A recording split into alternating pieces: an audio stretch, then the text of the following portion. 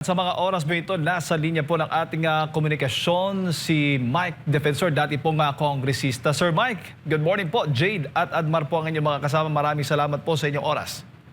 Yes, Jade at Bar, magandang umaga sa inyo at sa lahat po ng nakikinig. Magandang umaga po. Opo, unahin ko yung nangyari kahapon doon sa Senado, Sir Mike. At syempre, ang dami pong nagulat at syempre nabulaga din matapos nga yung mga pahayag ni Senator Amy Marcos patungkol nga doon sa plano.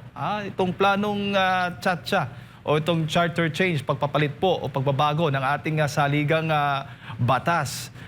Ano ho ang inyong masasabi dito? Although ito'y itinanggi mismo ng mga nasa minorya ng Senado kahapon.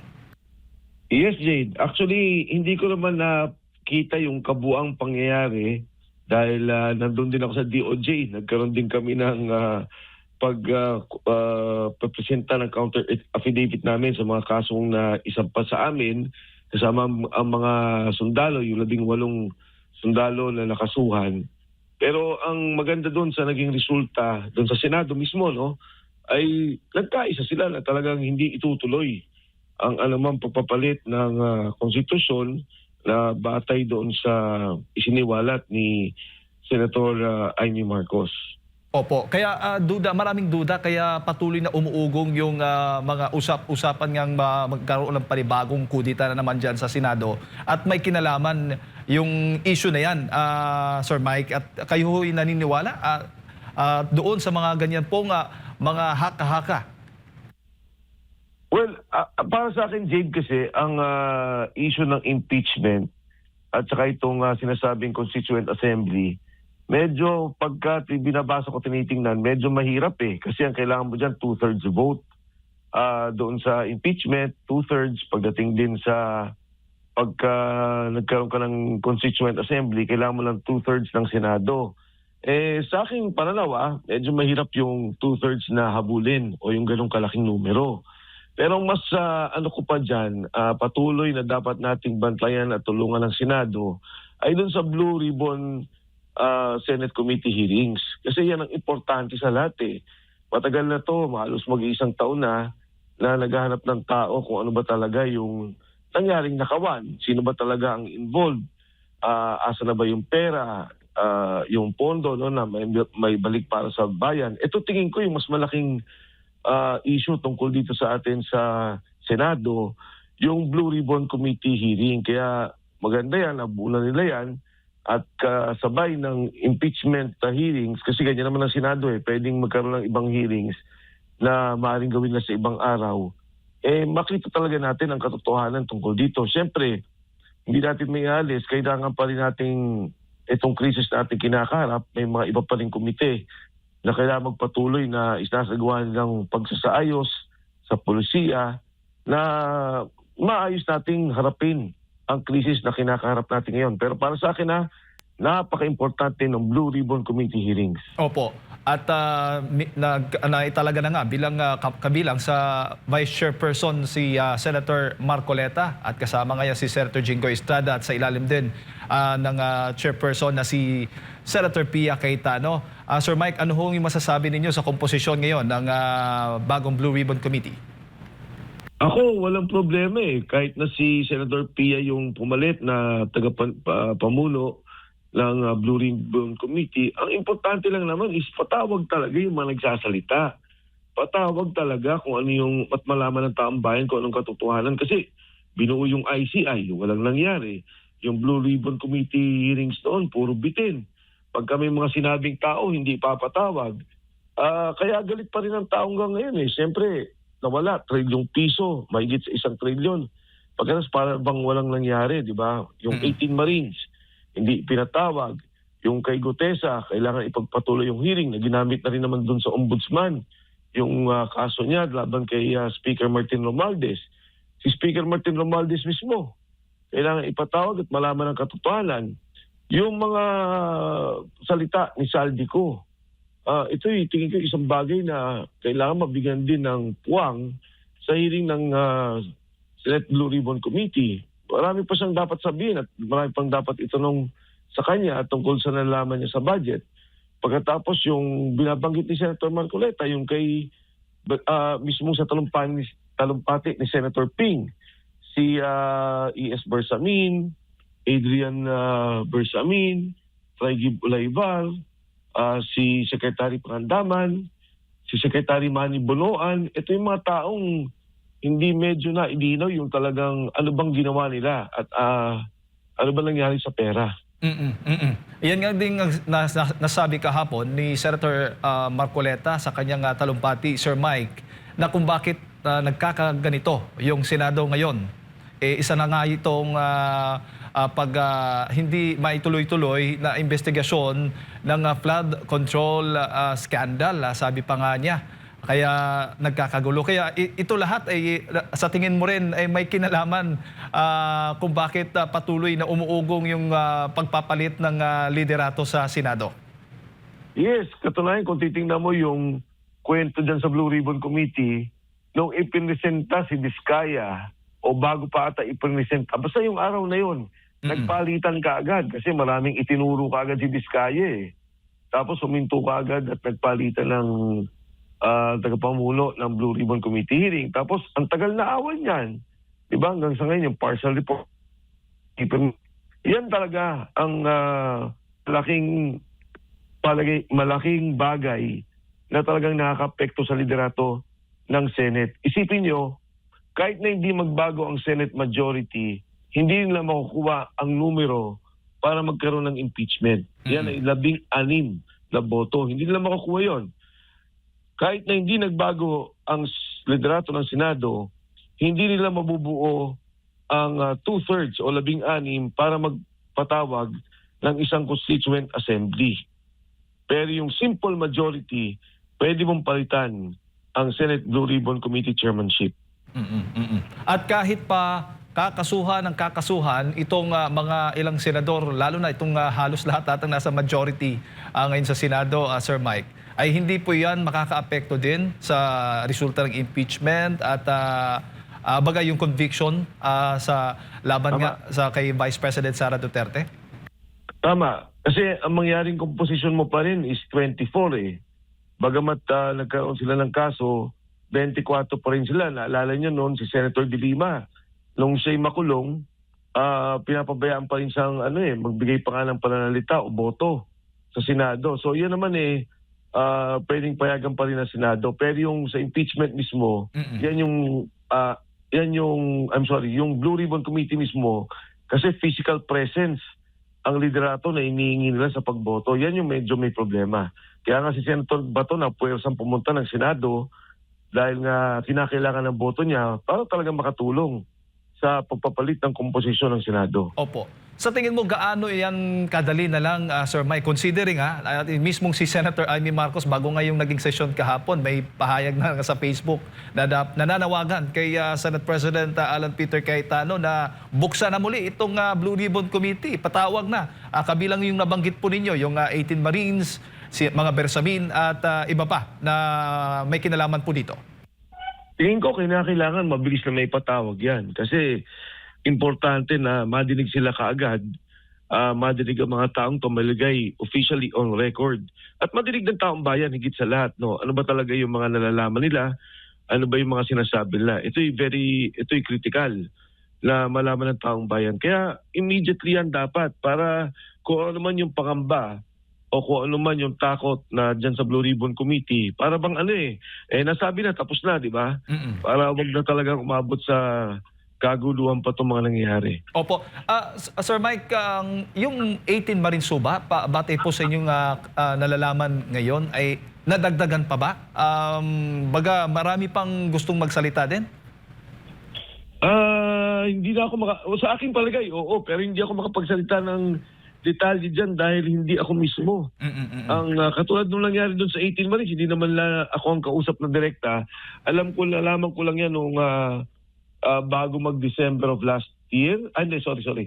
Bago 2 months ago siguro, 3 months ago, na yan talaga may mga pag-uusap ng mga iba pang sundalo na magsasalita. Opo. Bago ko lang ipasa kay Partner Admar, Sir Mike, ang Ombudsman humihiling ngayon ng hold departure order laban kay Senator Marcoleta at maging sa inyo.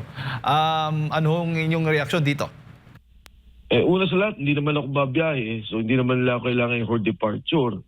Pangalawa, yung kaso nila, hindi ko alam paano nila nagawa yung pilipit na yun, ano? Na yung contribution naging plunder, wala ka namang kapalit na hinihingi, hindi naman nakaw. Hindi pera ng gobyerno yun na ninakaw. At yung indirect bribery nga, wala ka namang kapalit na hinihingi. Sabi ko nga kung meron man akong hininging bagay kay Senator Marcoleta, yung pagkain ko ng hopya doon sa kanyang opisina. Pero bukod doon, hindi ko makita talaga paano nilang nadikit-dikit yung kwentong yun at ilabas ang plunder laban kay Senator Marcoleta na yun, nadamay din kami.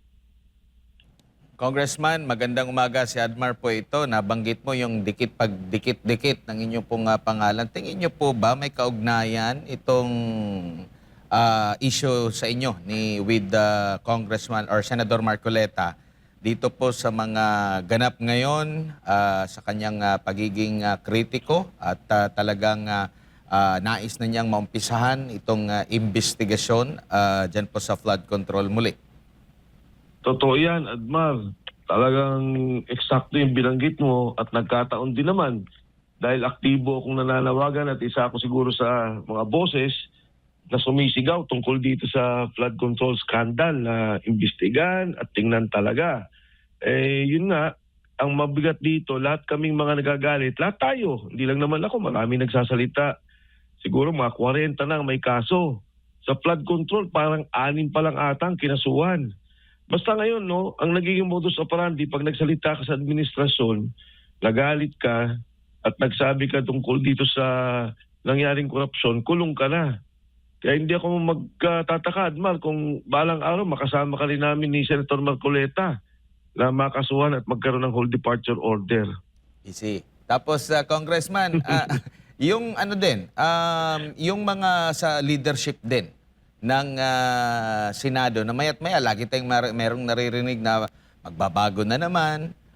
May kaugnayan po rin po ba ito dahil maliban sa impeachment ay ito ngang inaantabayanan na flood control project ay maaari ding matalakay, which is kahapon niya nabanggit na kung sino pa yung mga karagdagang mga opisyal sa komite ng Blue Ribbon. Katulad na nasabi ko, Jade, ka Admar, Admar kay Jade, yun ang binanggit ko sa kanya, yung pagpapalit ng liderato ay yung Constituent Assembly na speech ni Senator Amy kahapon. At maging itong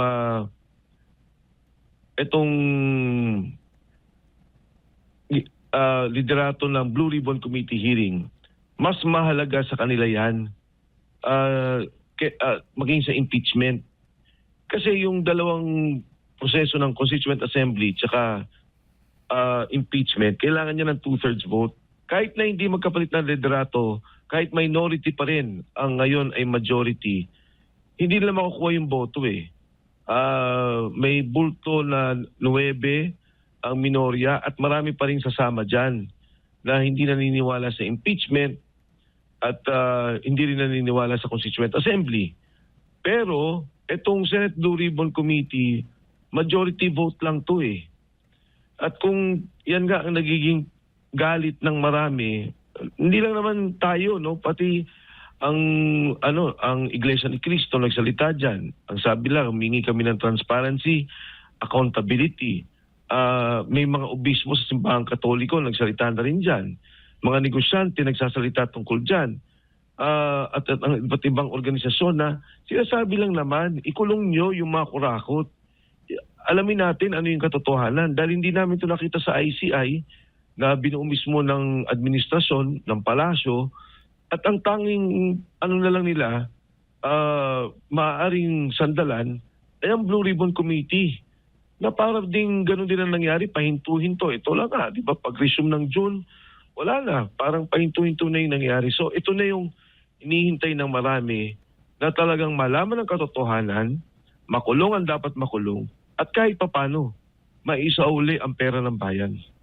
Opo. Sa tingin niyo po ba, nataon lang na karamihan po sa mga nasa majority ngayon ay may kinakaharap na kaso o mga reklamo kumpara sa minority, Congressman? Hindi naman, Admar, kasi nung umpisa pa lang yan na rin yung grupo 'Di ba? Yan yung mga nagsasalita no, biglang all of a sudden, ayun na. Paglabas ni Yusek Bernardo, itinuro na yung mga dapat ituro dito sa majority. At ngayon naman nga, bigla nilang itinulak naman yung sa ICC. Pero bagamat gano'n, nakita mo naman na ninindigan yung ating mga senador, lumalaban, Senator Bato, no? Talagang grabe yung ginawa niya. Wala pang, ang katotohanan, yung warrant niya. Wala pa talaga. Pinipilit din talaga ng administrasyon. Ayun, inuli siya at inatake yung Senado, pero bagamat gano'n, nagpakita pa rin. At ngayon, sinasabi lang, no, si Senator Bongo naman daw, ay lalabas na rin daw yung warrant. Talagang todong panggigipit ang nangyayari ngayon sa mga yung lumalaban. At sabi na natin, hindi naman lumalaban sa tao, hindi naman lumalaban kay Pangulong Marcos, pero lumalaban sa korupsyon. At hinihingi natin na talagang isurrender at talagang hindi naman isurrender, no? Para bang yung binibigay lang proteksyon sa taong mga dapat hindi proteksyonan, tigil na nila at palabasin ang katotohanan. Opo, siguro bilang panghuli na lamang po, Congressman, maliban sa flood control projects, marami pang mga issue ng korupsyon na pinupuna ngayon sa gobyerno at yung mga irregularidad, kagaya din po doon sa isinampang plunder at technical malversation laban po kay Executive Secretary Ralph Recto at iba pang opisyal na paglipat dito sa PhilHealth, 60 billion pesos at 107 billion pesos na PIDIC funds. Billion pong pinag-uusapan po rito. Pero wala po tayong naririnig sa mga kasamahan nyo rin dati sa mababang kapulungan ng Kongreso na ito po'y mapag-uusapan. Pero ang napag-uusapan po, impeachment ni VP Sara, na kung ihahambing nyo po yung halaga doon kumpara dito, tsaka doon sa flood control, hindi hamak na mas malaki po itong sa flood control at maging dito po sa paglilipat ng PhilHealth funds at PDIC funds sa Congressman. Alam mo, Admar, ayoko para bang ayoko sabihin na ito tama, ito mali. Kasi hindi naman natin alam pa talaga yung buong katotohanan. Ang akin lang, kung iimbestigahan nila si VP Inday Sara, dapat inimbestigahan din nila si Presidente. Dapat imbestigahan nila yung mga departamento na may notice of suspension at saka may mga suspension, no, at cancellation dito sa Commission on Audit. At yung binanggit mo itong issue ng nangyari sa PDIC, 107 billion, nangyari sa PhilHealth na 60 billion. Actually, sa PhilHealth, hindi lang 60 kasi may mga direct contribution pa na 90 billion. Yun naman pondo ng gobyerno plus na 60 na ipunan ng PhilHealth. Dapat pantay-pantay, imbestigahan lahat. Ang hirap naman nga, pagka ito lang ang ginagawa nila, talagang halatang-halata na politika lang. At hindi doon sa kapakanan ng bayan, hindi para sa katotohanan, hindi para sa ustisya. Napakalala nung nakita natin at dumang korupsyon. Lahat naman yan ang sinasabi. Pati yung mga dating kongresista, pati yung mga dating kabinete, maging dating senador, this is the worst na nakita natin of all sa budget deliberations, sa budget allocations, and sa bidding of the different budgets. No, so ito dapat imbestigahan sana ng buo ng Kongreso. Kung ano man yung katotohanan dito, alamin natin. Yung kay Inday Sara nga, pati yung mga hindi dapat nilang ginawa nila katulad ng pagbatawag sa AMLA. Tapos yung paliwanag pa, ang gulo-gulo, in and out ng pera, para bang halatang-halata Pero yung mga dapat talagang alamin na mga korupsyon na nangyari, ayaw nila. Siyempre, no, sinabi na nga nung meron daw 67 na mismong kongresista na contractors din.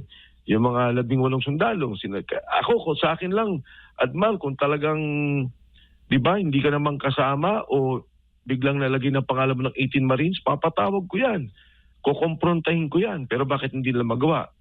Kasi alam din nila na kung ano yung katotohanan na sinasabi ng 18 Marines. Alright. Sir Mike, siguro yung huling mensahe sa lahat ng ating mga kababayan na nanonood po at nakikinig sa mga oras na ito sa inyo. Sa atin po mga kababayan, sa sitwasyon po natin ngayon, nakakatakot yung yugto ng ating kasaysayan na parang bumabalik noong 1986. I'm sorry, nung nagkaroon ng revolusyon, pero bago doon ay yung martial law. Bakit ko po sinasabing martial law? Humigit 40 na ho na mga nagsasalita lamang ha. Hindi ho ito nagtatawag ng revolusyon, hindi nagsasabi ito na may barilin o gumamit tayo ng dahas para palitan ng gobyerno. Nagsasalita laban sa korupsyon. Nagsasalita doon sa nakawan. Nagsasalita na ibalik ang pondo ng bayan. 40 na po kami na kinakasuhan para patigilin. Ako ho, ang kaso ko sa ngayon, 6 na. At wala naman po akong ginagawa kundi umattend ng rally, magsalita, at yan ay parte ng ating demokrasya. Ayaw man nila yung sinasabi ko, galit man sila sa sinasabi ko, kasama ho yan at parte ng ating demokrasya. Katunayan, binibigyan nga ng daan ang free speech o ang balayang pagsasalita para lalong maiayos ang lipunan, para lalong maiayos ang gobyerno. At ang aming pong panawagan, hindi naman po kami tumigil kung hindi lamang panagutin ang nagnakaw. Na yung trilyon na nawala sa pondo ng ating bayan ay ibalik at itigil na yung ganitong klaseng nakita natin na pamamalakad ng ating gobyerno. Nagkaroon na nga po ng flood control hearing nung nakaraang taon. Pero yung budget patuloy pa rin na nilagyan po nila 2 billion bawat distrito sa isang distrito ng ating bansa. So hindi pa rin naitigil talaga yung ating panawagan na itigil yung korupsyon sa ating bansa. Ito ho ang nakakalungkot sa bansa natin ngayon, pero hindi po kami titigil, hindi kami hinto at inaasahan po namin na tayong lahat kikilos at hindi hinto para makakuha ho natin ang hustisya na hinihingi ng sambayan ng Pilipino. Maraming salamat, magandang umaga sa inyo, Admar and Jade. Thank you, sir. And good morning po sa inyo. Ayan po mga Good morning. kababayan, si Sir Mike Defensor, dati pong kongresista ating nakasama, napakinggan ngayong umaga.